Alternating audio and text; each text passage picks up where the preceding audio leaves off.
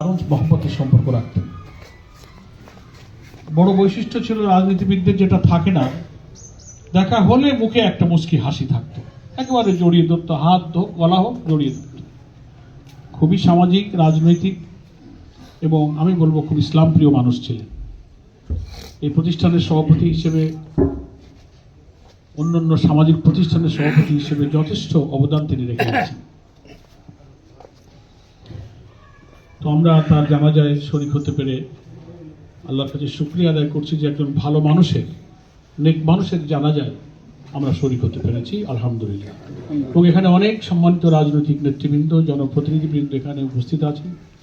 আকাশ মেঘাচ্ছন্ন থাকায় অনেকে হয়তো কথা বলতে পারলেন না, কিন্তু সকলেই সম্মানীয় এবং আইয়ুবের সাথে তারা খুবই নিবিড়ভাবে ঘনিষ্ঠ ছিলেন। আমি একজন আইয়ুব ভাইয়ের সাথী হিসেবে সবার কাছে কৃতজ্ঞতা জানাচ্ছি। আমারও সৌভাগ্য, আমি কালকে রাতে ঢাকা থেকে এসে এই খবরটা পেলাম আজকে দুপুরে। ওদিকে গিলেতলার যে আমাদের মেম্বার গোলাম মোস্তফা, সেও তার মা ইন্তেকাল করে। দুইটা জানাজা আজকে আমাদের শরীক হতে হলো। আমি একটা কথা বলি, যেটা আমার চেয়ারম্যান বাবুর কথার মধ্যে বলেছে, সেই কথাটাই হচ্ছে একটা জানাজার জন্য মূল্যবান। যে জানাজা কিন্তু একটা দোয়া, এটা নামাজ, এখানে রুকু নেই, সিজদা নেই, এটাকে আসলে দোয়া বলা হয়। তবুও জানাজায় আসলে মানুষ দু একটা কথা বলে কেন, অনেকে আমরা বিরক্ত হই। তবু এটা একটা রেওয়াজ হয়ে গেছে আলেম ওলামারা, যে জানাজাকে সামনে রেখে দু একটা কথা এই জন্য বলে যে মানুষ যখন কোনো লাশ, কোনো কফিন, কোনো জানাজা, কোনো মৃত্যু যখন তার সামনে উপস্থিত হয়, কিছুক্ষণের জন্য হলেও তার জীবনের শেষ পরিণতির কথাটা মনে ওঠে, যে এরকম একটা জানাজা তো আমারও হবে, এই খাটিয়ে আমার জন্য আসবে। এবং চলে যে পৃথিবী থেকে সবার যেতে হবে, জীবনের শেষ পরিণতির কথাটা সারাদিনের এত ব্যস্ততা, সমাজ, পরিবার, সংসার, রাজনীতি কিচ্ছু মনে থাকে, এগুলো দেখলেই কিছুক্ষণ ফিলিংসটা জাগে, চিন্তা হয়। তার চেহারাটা আমরা যখন দেখি, কবরের কাছে যখন যাই, এই জন্য আলেম ওলামারা, বিজ্ঞজনেরা জানাজায় উপস্থিত সবার সামনে দু একটা কথা এই জন্য বলেন যে একটা মৃত্যু, একটা জানাজা অনেক সময় মানুষের চিন্তাকে পরিবর্তন করে দিতে পারে। যে আমি অন্যায়ের মধ্যে লিপ্ত ছিলাম, আমি নামাজ পড়তাম না, আমি হারাম খাইতাম, সুদ ঘুষের সাথে লেনদেন করতাম, আমার পরিবারে পর্দা ছিল না, আমি কবিরা গুনাহ করতাম, ফরজ ওয়াজিব মানতাম না। একটা আত্মোপলব্ধি, রিয়েলাইজেশন জাগে যে না, এখন থেকে আমি আত্মা করবো না, আল্লাহর কাছে তো চলে যাওয়াই লাগবে, কষ্টে সৃষ্টে যেভাবেই পারি আমি আল্লাহর হুকুমের উপরেই আমি থাকবো, অন্ধকার কবরে আমার কেউ সাথী হবে না।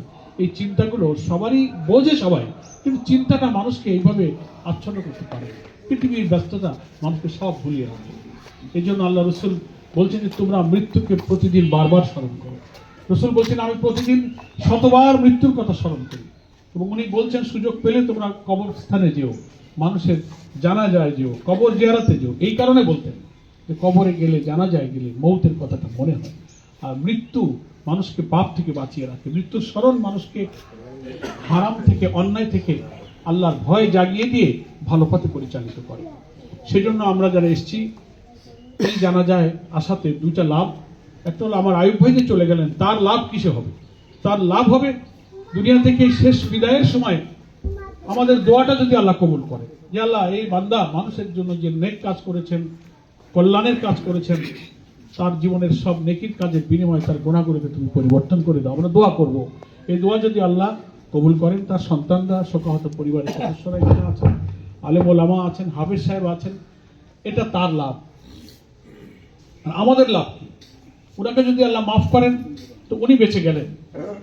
আমার লাভ কি? আমার লাভ হলো এই মৃত্যুর স্মরণ, এই জানাজা যদি আমার মধ্যেও কোনো পরিবর্তন এনে দেয়, আমি যে অন্যায়, অপরাধ, নাফরমানি, পাপাচারে লিপ্ত ছিলাম, একটা জানাজা, একটা মৃত্যু যদি সে পাপ থেকে আমাকে ফেরাতে পারে, ওটা হলো আমার লাভ।